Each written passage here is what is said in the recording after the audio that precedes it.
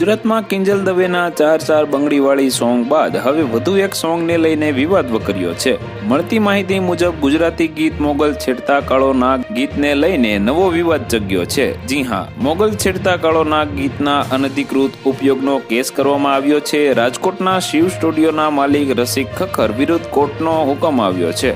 ઉલ્લેખનીય છે કે મોગલ છેડતા કાળો નાગ ગીત આપાભાઈ ગઢવીએ લખ્યું હતું। સ્વર્ગસ્થ આપાભાઈ ગઢવીના વંશજોએ ગુજરાત હાઈકોર્ટમાં આ મામલે અરજી કરી હતી। કોમર્સ કોર્ટના હુકમ સામે ગુજરાત હાઈકોર્ટમાં દાદ માંગી હતી। જોકે ગુજરાત હાઈકોર્ટે સમગ્ર મામલે રાહત આપવાનો ઇનકાર કર્યો હતો।